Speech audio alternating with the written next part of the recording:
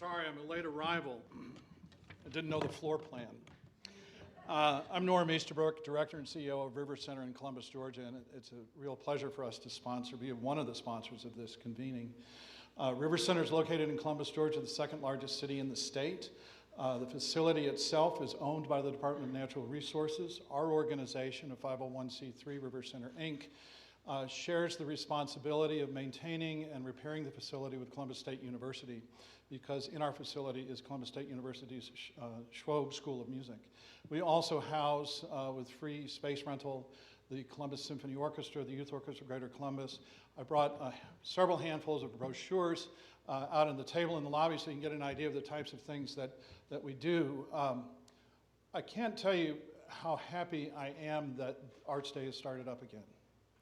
It is much needed. I know I'm kind of preaching to the choir, but the work that we do in this state is more important than so many people seem to realize. Everything that you do, that we do here, makes a difference. And we'll be back again sponsoring next year so that we can see this good work continue. So thank you all for doing what you do. We appreciate it tremendously, and we hope that you have a terrific day here together, learning about how to do great things in the arts. Thank you.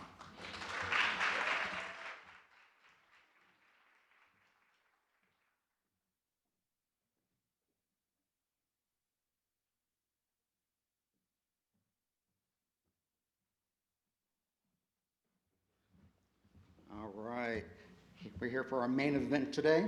We have in from, I would say direct from DC, but I think by way of 12 other cities before us. But he is, this is his last stop before he heads back home. Randy Cohen from Americans for the Arts is all things facts, figures, data-driven. He gives us the, I wouldn't say the arsenal of assorted goodies to share with our policymakers and the like, but he kind of does. So that being said, I'd like to welcome to the stage Randy Cohen.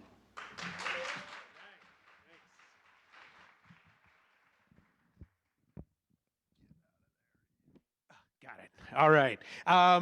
You know, I think of it, thank you, Patrick. And boy, just to echo what you just said, it's so great to be together again, isn't it? I mean, and thank you. And this showing is fabulous. I have been traveling around. It's just, everybody's coming out. Everybody is really charged to do something for the arts, to make sure everyone's got the opportunity to participate and engage in the arts in their communities. That's our work. Patrick, I like to think of it, maybe I'm just old school, as a quiver full of case-making arrows, you know, and that's our job. We're out there and it's like, this person cares about education, out comes the education arrow, zing, you know, and we hit them with the economic one or the well-being one. We're actually going to talk about a bunch of those today. So got a lot of good news, and it's just a really lovely crafted day so far. So I'm really just going to be able to add on to, you know, so much of what's already been talked about here.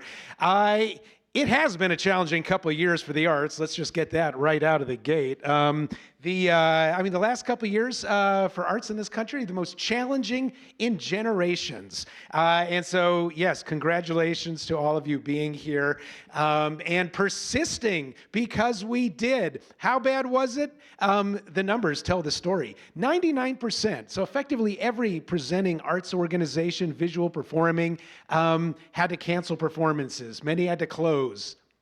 Many of them never reopened. The Bureau of Economic Analysis does a big study did a big analysis of the impact of the pandemic on the nation's economy. And they look at hundreds and hundreds of industries.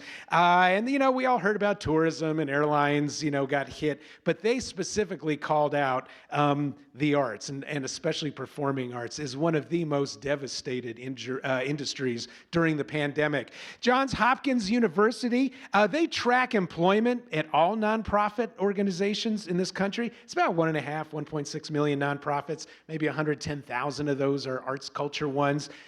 Nonprofit arts and culture organizations lost jobs at 5 times the rate of other nonprofits. And still slow to really come back, right? We're still trying to get to those pre-pandemic staffing levels. Interestingly, we're seeing, the organizations back, but that means we're doing more with less than we did before. So if you're feeling a little tired, that might be one reason. Not every number, not every arrow was pointed downward during the pandemic. There was one that was crazy upward. And that was personal participation, personal engagement in the arts. People making arts during the pandemic. Did any of you see those stories from Amazon about this huge spike in ukulele sales, right? Or how many loaves of sourdough bread were left on your doorknob? So many. And we did a big national public opinion survey. We do it every couple of years. Did it last summer. 37% of the American population said, yeah, I tried some kind of new art, music, craft, culinary, some kind of creative, expressive experience during the pandemic. I myself took up knitting during the pandemic. I'd always wanted to do it. My grandmother, my aunts, I always loved that clickety-clack of the needles. And boy, wherever that knitting circle was in the house, that is where the most interesting conversation was too, right? So, I watched everything on Netflix and Hulu, and I didn't want to get off the couch. I really learned to love my couch, but I knew I had to do something else, and so ordered the supplies. A neighbor kind of taught me how to do it. I'm not that good. I make the world's longest scarves, but I got to tell you, it brought me so much peace and comfort, and just dialing back and remembering the stress and uncertainty about the future and how long this was going to last, and it really was very meditative for me. So it eventually became time to, get back out of the house. Randy wants out, please. And so I'm in the D.C. area, and my wife and I were like, all right, well, let's venture, out. And we've got all the wonderful museums in the D.C. area. So we decided, well, we'll go to a museum. And now that I am a fiber artist, that's a laugh line. Come on, bring it. So yeah, I'm a persistent knitter. But we've got a wonderful textile museum in Washington D.C. And it's let's go to the textile museum, and really let's kind of build on this experience. So what do? Well, we went online, we checked the website. They were open, and here were their hours and safety protocol. Wear your mask, keep your distance. And, a little bit about the exhibitions. And so yeah, let's do this. And so we clicked another button, pulled out the credit card, punched in the numbers, bought our tickets. We're all set to go. Saturday comes, and we jumped in the car. We drove downtown. We parked in a parking garage. $10, got my stub from the guy. And so we were all set there. On the way to the museum, we stopped and had lunch. Isn't that something what we do when we have an arts experience? Kind of make an event of it sometimes, right? There's meals, there's parking. There's a wonderful restaurant downtown D.C. in that area, Founding Farmers. It's seen a few heads nod. It's a wonderful restaurant if you're down there. Farm to Fork place, and we spent $70. It wasn't a cheap lunch, but we're out, and we really took our time and everything, and that was lovely. And then from there, walked about a half dozen blocks, got to the museum and beautiful modern architecture, and we went in and we got our program, and I can tell you my first sensory experience actually wasn't, oh my gosh, 1,000-year-old tapestry or what a quilt exhibit. It was the air conditioning, because this was August in Washington, D.C., right? Brutal. So, all right, I already love this place. But then we walked around, and, we heard a talk from a curator and saw the beautiful exhibitions and everything. And, they had hands-on, and, you could have your own personal experiences. So it was great. So hit pause there a second and kind of roll back the tape a little to earlier in the week when we decided, let's go out and let's check out this museum. Well, we went to their website. We've all got websites, right? Arts organizations have websites. We just take this for granted, but that means we employ web designers, computer programmers. We populate it with content from photographers and writers, and we bought our tickets online. So now you got the finance and the e-commerce people involved, right? And then from there, we drove downtown and we parked in the parking garage. Now, during the week, you can't get a spot in that garage. I mean, forget it. During the weekend, if it wasn't for those arts organizations, I am sure the thing would just be closed because there is nothing else going on downtown there. That guy that gave me the stub, that's a job. The people who own and manage those parking garages, those are businesses. And then we went to the restaurant. So everything's grown within 50 miles there, so, the food all comes. So some of those $70 are going to the producers and the growers of the food and the trucking company. Then it's delivered to the restaurant, all the time. So there's all of that. The waiter's getting some personal income. The owner of the restaurant, some entrepreneurial income. All of that economic activity. And then a hot, drippy walk across the a half dozen blocks, and we finally get to the museum. So finally the museum shows up in this story. You ever notice whenever you go to an arts event, you're always getting paper. It's a program, it's a postcard, it's a goodie bag full of, there is a graphic artist that designed those programs. And printing companies make bank off of the arts. I mean, if we just add up our printing budgets and go and talk to the Rotary Club, it's like, who are the printers? And actually, I do this. And there's always like three guys in the back, us. And it's like, look at all this printing. And they're like, boy, never really thought of that. And that's kind of this whole arts and economics story. It's so not intuitive, yet the economy is so important to so many people, we really got to tell that story.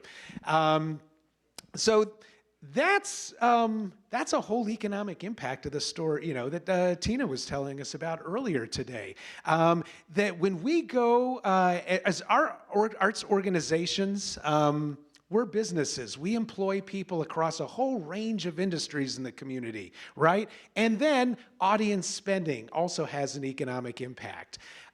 So that was Arts and Economic Prosperity study. And I'm just going to dive a little bit deeper in it because I'm going to give you a tool at the end. I talk through it real quick so you can calculate and estimate your organization's economic impact. And then when you're writing those proposals, it's like, we do this, we transform communities, we change lives, and we're supporting jobs and generating government revenue.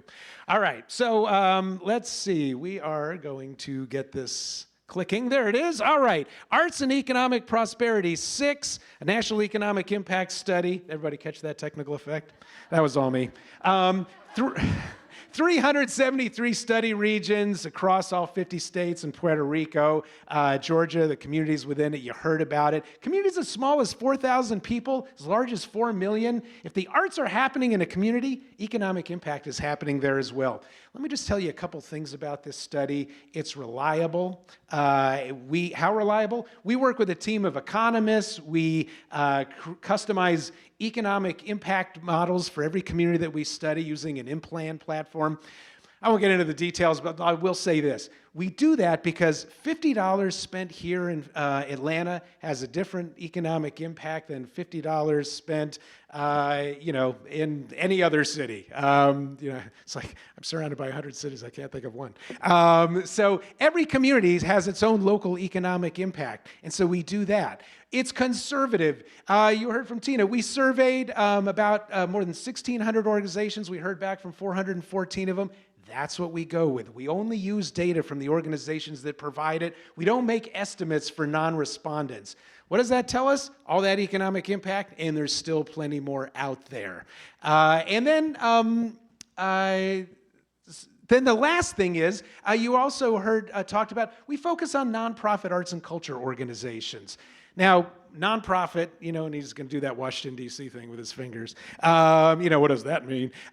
So yes, our nonprofit organizations, but it also might include a municipally owned arts center or a state museum, or in a lot of communities or neighborhoods, sometimes it's a library or a social service organization. That's where the arts are connecting to the community. So we include that. We don't include commercial galleries, we don't include Hollywood motion pictures, we don't include architecture firms. Those are all important, not part of this study. Why? Well, because typically when our government, local, state, federal, is funding the arts, those dollars are going to those nonprofit organizations. It's an appropriate question to ask. What's the ROI on that for the public's dollar? Everyone will say, yeah, of course, cultural benefits. What else you got? Now we could talk about economic benefits. All right, so what do we find out? So $1.3 million industry, right? You heard that number, state of Georgia, billion with a B, and just Georgia, that's not a national figure. And that is composed of two numbers, $567 million by the organizations, just those 414 organizations. And that right there is a myth buster. We are businesses. We employ people across the community in a range of industries. We buy, goods and services from other local businesses. We're members of the Chamber of Commerce. We drive tourism.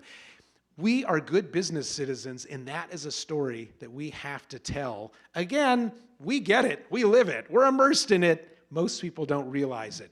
Now, like any business, we have an economic impact. Unlike most industries, we generate all that event-related spending. That's that audience spending, right? $706 million. So that's, you tally that up, that's where you get 1.3 million. And of course, we know there's more out there. What's the economic impact of that? Well, the first thing we look at is, click, jobs. Maybe help me out, Patrick. Yes, jobs. 19,734 jobs supported by our work across the state. Now remember, we employ more than just artists and curators and performers and the like. We also have plumbers and electricians. We've all got an accountant and an auditor and, maybe have security staff, marketing people, box office people, a whole range of industries. And then that also includes the hospitality industry, right? That waiter, that parking garage, all those other jobs. Something else about our jobs, these are necessarily local jobs. Ours is not an offshoreable industry. We need to be right here. Arts education organizations need to be in our schools. We need the beautiful dancers that we just saw and the poet. We are local. We are happening in the community. Bottom line, arts, not just food for the soul, putting food on the table for 19,734 households across the state. And government revenue, $200.2 million. I can tell you at all levels, whenever we've looked at this, whenever you look at outlay and income, government is always getting more return on its investment. People think often, though, that, that's like a one-way street, right? We'll fund the arts, and then those dollars just disappear down some black hole of goodness. Wrong. It's a two-way street. That investment is coming back. It's not a fund. It's not a charity. It's not an extra. It can be thought of as an investment.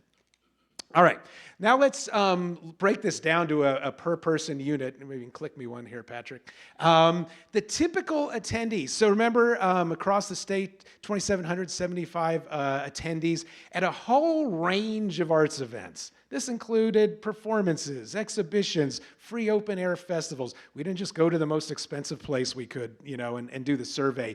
Typical attendee, $37.68 per person per event, not including the cost of admission. I'm going to lose my light, William. All of these pieces of the pie, not one of those says admission.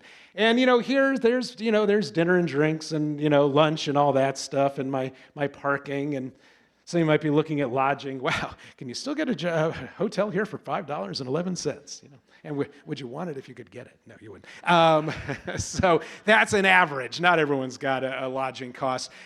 Nationally, we did 224,000 audience surveys. Other gets interesting really fast when you ask that many people an open-ended question. Not long ago, I was with your colleagues and friends up in Wisconsin. There was a farmer up there that paid somebody $60 to milk his cows so he could go to the theater that night. Isn't that great? People are doing what it takes to get to the arts. I love that. Of course, now I'll have to add dairy to the next survey. So anyway, I'll figure it out. In addition to how much did you spend, we asked all those attendees for their zip code because we want to find out, do you live in Georgia? Are you from outside of Georgia? And it worked. 11% of attendees from outside the state. And do they spend differently? Yeah, you bet they do. Now it's working. Wait, one more. $76.43 per person per event by those out-of-state attendees. So, and here's another interesting thing. We asked all of those folks one more question, which was, why are you here? We're glad you're here. Thanks for coming. Are you here on business, here visiting friends and family? Two very common reasons people travel. 77%, 3/4 of out-of-state attendees said, we came specifically for this arts event. Isn't that something? So you can really see the pulling power of the arts. Now, I'm going to do a little thing here. So 11% of attendees from outside the state, 22% of those folks, so about a quarter, had a lodging cost. They average $233 per person per event. So you get that head in a bed, right? That's when the cash registers really start ringing. If you're a local business anywhere in this state, you love this vibrant arts and culture community. It's putting heads in beds, cheeks in seats, derrieres and cafe chairs. It's good for business. And that's the benefit we bring. Now, let's talk about another benefit that we bring. We'll get away from the dollars. And okay, we asked, this is something we added for AEP 6. And you heard some of the communities have done this, 3, 4, 5, 6 times. And that, some social impact questions. So, pretty soon we're going to think about, all right, well, what should we do this coming weekend? And we'll look at the possibilities. You're probably not thinking that, well, that's got the best economic impact. We'll do that one. It may, but that's not the choice. It's probably more of these like, what do the arts do for me and mean to me? Look at these numbers. Well over 80% of attendees in this state said, this arts and culture event, this venue is a source of pride and community identity. Similar percentages, I'd feel a sense of loss if this were no longer available. And I think one of the most interesting ones is over 88% say, it's important to me that this be available for future generations. And what that says to me is arts and culture, it's more than just a one-time transactional experience, right? It's part of our history, our heritage of who we are, where we've been, where we're going. And the public really seems to embody that as well. So just such powerful and inspiring numbers. One of the things we also did this time is we really made an effort to make this the most inclusive study of the 6 ever. We changed our inclusion criteria. We went from arts to arts and culture. We really focused on getting into small communities of color, and be more inclusive of BIPOC organizations. So we really worked with our local partners to do a lot of that work. We translated that audience survey into 24 languages, right? I mean, just right there. It's just about how you show up. And so we focused, I'm going to go one forward slide. Click, Patrick. There we are. So you could see, these are the numbers we just looked at, right? 2,775 attendees. But then we looked also just at the attendees at the organizations serving communities of color, BIPOC organizations. And you see actually not much difference, right? That's probably not a surprise. I mean, mostly fractional difference. And actually, if you look on the financial side, in terms of audience spending and percentage from in and out, local, non-local, similar percentages as well. The takeaway, what we saw, locally, statewide, nationally, is there is almost no difference, and only fractional changes. So this is one of these data points, though, where it's like where research is it's not the end of the conversation, it's the beginning of the conversation. Because we all know from every research study we see about grant making, organizations of color and organizations serving communities of color and BIPOC organizations are not competing well in the grant making world. Before the pandemic, we did a huge national survey of 500 grant making local arts agencies, and so thousands and thousands of grants that we analyzed. The 16% of organizations at the top by size, by budget, pulled 3/4 of the money. We've seen this with state arts agencies when they do their multi-year analyses, even the foundation world. So with the same social, the same economic impact, this really starts to beg the question, why aren't BIPOC organizations competing as well in charitable giving and in government investments? So that's a whole conference that needs to happen, and we're starting to see this data really shape up. Yeah, that's appropriate. I mean, I think we've really got to make some movement on this because we've just introduced more, more reasons, why it's just wrong. Okay. All right. What you're looking at here is a really fancy calculator. I found the most basic-looking calculator picture. Someone actually, I was just doing some speeches in Arizona. Someone said, there's not a clear button there. So, but that's actually okay. Here's the thing. This is the promise part where you can estimate your own economic impact. So you heard from Tina on the council site, and then in another day or two, Georgians for the Arts will have on their website the Georgia Economic Impact Study. And it's a 58-page report. Turn to page 26, and you'll find the Arts and Economic Prosperity Calculator. And all you need to do is, and if you have a calculator, it's helpful, but honestly, you could just do this on the back of a napkin, your expenditures, your organization expenditures, and your attendance. And you will then be able to estimate your organization's economic impact. And, or a group of organizations, or next year, Tina and I were talking about this, we're going to send an email to all those arts organizations again and say, no long surveys, just 2 numbers. And then we'll have the 2024 and the 2025 economic impact for the state of Georgia or for our organizations. So you can add this to your list of community benefits. And, as you heard from the earlier speakers, it's really powerful. It really makes a difference. And again, this is a top drawer economic analysis. This methodology has been vetted by the White House Council of Economic Advisors, by Bank of America economists. It's appeared in academic journals. You can feel really solid about this study. All right, so that's arts and economic prosperity. I wanted to double back on some of that. But now I want to widen the lens because somebody asked about, well, what about all those commercial organizations out there, right? Nonprofit, that's just part of the action. So, oh, thanks, you got ahead of me on that one. So the U.S. Bureau of Economic Analysis has finally gotten into the whole economic impact of the arts game. All right, cool. And they've said, okay, yes, here's the nonprofit stuff. And then they've widened the lens to include those commercial galleries, the Hollywood motion picture industry, publishing, architecture firms, individual artists and gig workers, import, export. In 2021, most current data available nationally, they put arts and culture at a $1.02 trillion industry, trillion with a T. Cross the T mark there for the first time in 2021. That is 4.4% of the nation's economy.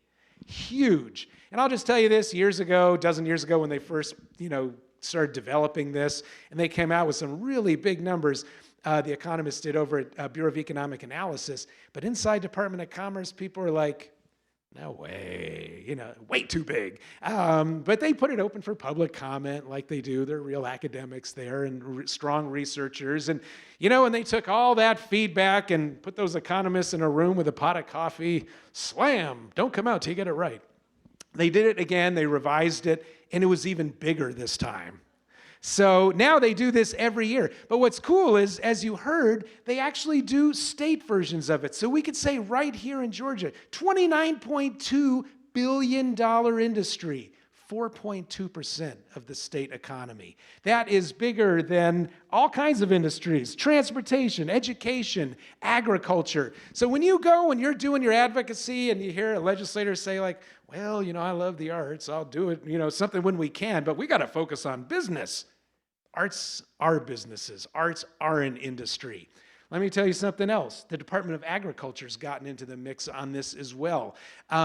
In rural counties with 4 performing arts organizations or more, they see a much higher,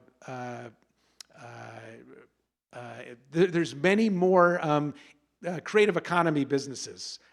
So they see a significantly higher number of tech and biotech and all those kinds of businesses that do copyrights and all that kind of thing. So even in our rural counties, they're seeing this as well. And then the other piece that they've found is that when arts jobs grow, all jobs grow. So there's a causal relationship there. And that gets back to all the kinds of people we employ and diversifying the economy. So a really powerful story to tell. So now you got both the nonprofit and the audiences, as well as the whole statewide commerce.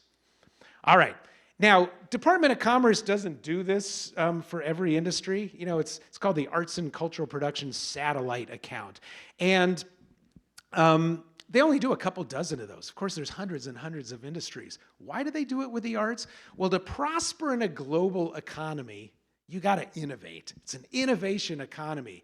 And everybody appreciates creativity drives innovation. Arts and culture drives creativity. And so that's why they pay attention.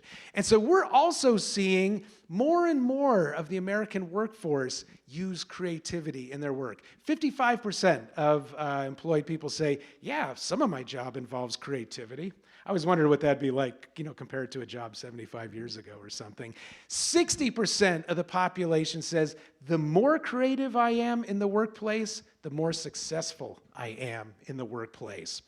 So people are doing it more, the government's seeing the value of it. Interestingly, businesses also are seeing the value of creativity. So there's a report, it's called Ready to Innovate. It's by the Conference Board. Conference Board, that's the national organization for big business in this country. And if you're a Fortune 1000 CEO, that's where you go for business and scholarly information about business. Their research shows creativity is now among the top 5 applied skills business leaders are looking for. In fact, it's leapfrog the 3 R's, reading, writing, arithmetic. And then they talk about of course you got to be able to read, write, and do math. But if you could take some creativity and apply that to your scientific, your engineering, your coding knowledge, those are the high-paying, creative, innovative jobs we're trying to attract to our community. Because when those our workers are, that's where the businesses go, especially these days. In this study, 72% of business leaders say creativity is of high importance in hiring. 85% of those folks say, can't find the people we're looking for. So, there's no typing test for creativity, right? So they went back and they asked them, how do you know if you got a creative person, that you're interviewing across the table? 2 indicators way at the top. 1, starting your own business, so entrepreneurial activity, and 2, study of the arts. And they, in the conclusion of their report, call out the arts. They write, it's clear that the arts, music, drawing, drama, dance, literature, media, provide skills sought by employers of the 3rd millennium. So powerful, powerful information about the importance of creativity. And so when we're talking to our business leaders, they really like the economic impact data and they love the numbers. But this is kind of one of their bigger issues because for them, it's about workforce and competing and attracting workers. And I could tell you, I've been to a couple cities just in the last few months where I have heard this line, our #1 export is highly educated young people. I mean, devastating, right? And so all of these companies and businesses and, education institutions in these communities are like, wait, we raised you, we loved you, we educated you, why are you leaving us? And the answer's been there's nothing to do here, You want me to be creative and innovative in the workplace? I'm a creative and innovative person. I want arts, culture, festivals, maker spaces. That's the kind of community I want to live in. And they don't have to be big communities, they don't have to be, they can be small communities. So this is one more benefit that this vibrant arts community and creative community that we create where we live is providing benefits to the community. We used to have a board member, he was a banker. He was chair of our organization, Americans for the Arts. At the same time, he was chair of the American Banking Association. Big-time banker. And he would always say, in my interviews, I always ask folks about their level of arts involvement. Because for him, it was a proxy for creativity, And although then he'd always say, I don't want creative bank tellers. I want, but everybody else. So anyway, this is one of the really important things in the creative economy that we do. So we'll go next slide. And of course, this leads us to the ever so important case for arts education, right? I just think arts education is one of the most important things we can be doing these days and advocating for, because it's not about necessarily creating, the next generation of artists and performers and musicians. And yes, we will launch, and create opportunities for some of those people. It's just about creating more well-rounded people, right? The research is so clear that young people with an education rich in the arts are performing better academically. And let me give you a sort of a highlight of a study by one of my favorite researchers, a UCLA guy, James Catterall. He studied data of 25,000 students at 1,000 schools across the country. And he divided those students into 4 quartiles based on their level of arts involvement. So up here, practices violin 3 hours a day, and there maybe gets to the museum once or twice a year. Compared academic performance, the most arts-involved students, better grades, better test scores, lower dropout rates, better attitudes about community service. Now, because you're all good consumers of research, you're probably like, well, yeah, but maybe those kids are from, better educated or more affluent families. You'd expect them to do better. So he went back to his base, or, his 25,000 students, and looked at just the lowest socioeconomic quartile. So students in Title I schools, students in low-income communities, and he did the same analysis. And what he found, not only did the results hold, there was an even greater disparity between the arts involved and the non-arts involved kids, helping education researchers think, maybe the arts help kids catch up, or, kids who got a late start, level the playing field. So a benefit that cuts across all socioeconomic strata. Now put that right here for a minute, because there's another research that the Department of Education does every 10 years, supposed to be every 10 years. And it's a big look at the provision of arts education nationally. And what they found is, some places are up, some places down, except in those students in communities, in low-income communities and Title I schools, huge drop-off in the provision of arts education. So much so that the Secretary of Education called this a civil rights issue. Because the research is so powerful, not just about academic performance, but Catterall's work actually tracked them into their 20s as young adults. Still observable differences between the arts-involved students, more likely to have some college going, more likely to be in career-oriented jobs. So it's just so powerful, and something I really think we got to keep focused on. Next slide is, and so this is what this all looks like in practice. So this happy-looking fella got the Nobel Prize in medicine about a decade ago, and the reporters called him up. Oh, Professor Sudoff, congratulations. Who was your most influential teacher? And without missing a beat, he says, oh, I owe it all to my bassoon teacher.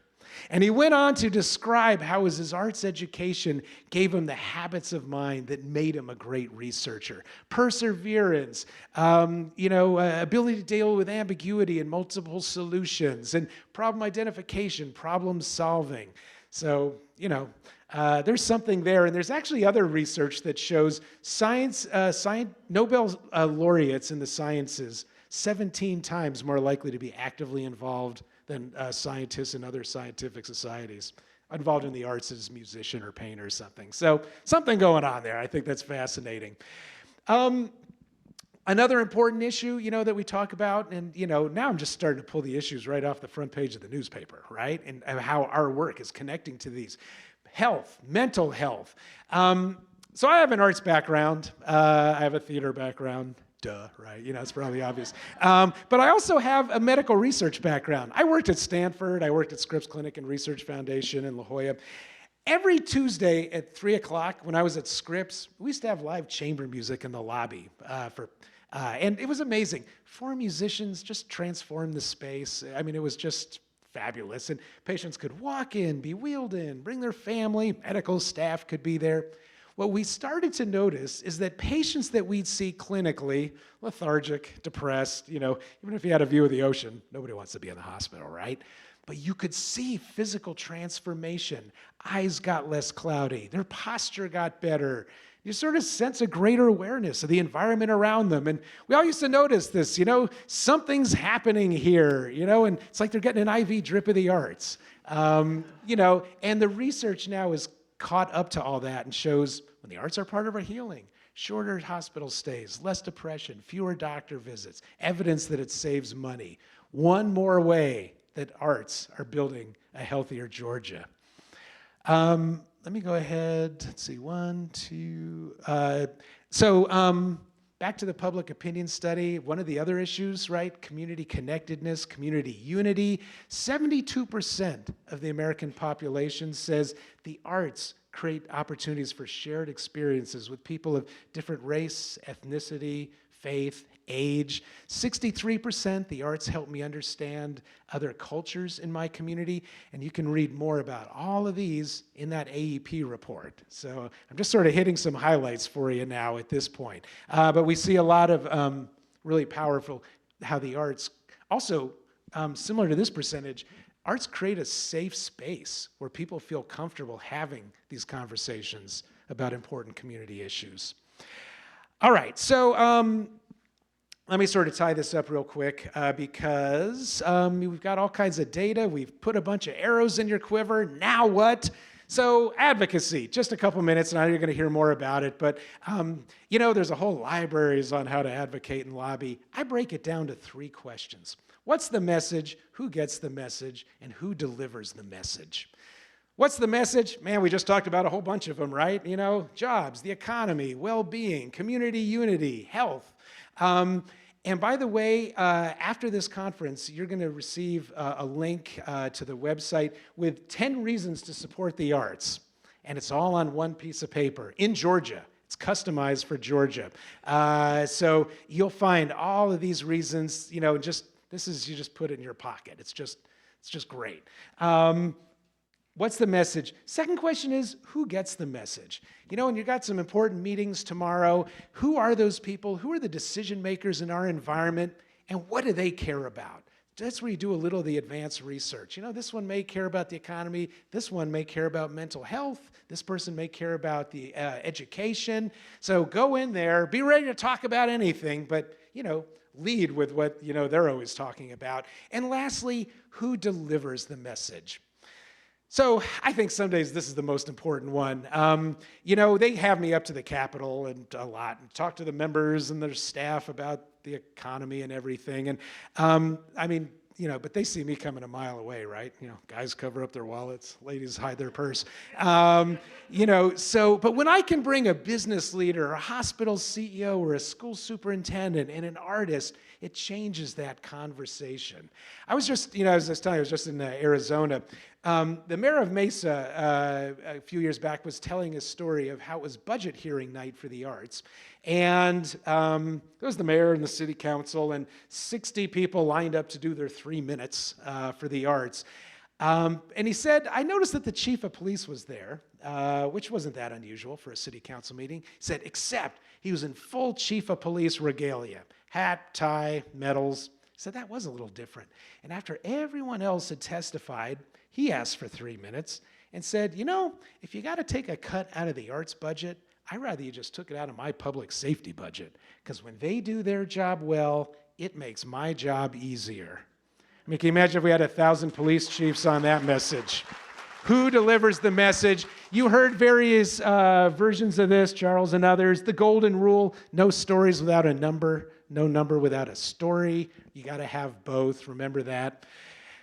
And I'll finish with this picture, which is from Paris, 1913. Bad news at the Louvre. The Mona Lisa got stolen, and that's where it had been hanging. It took them 2 years to get it back. But in the 2 years the Mona Lisa was missing, more people went to see where it had been hanging. Yeah, you know where this is going. Then saw the painting itself in the previous 14 years.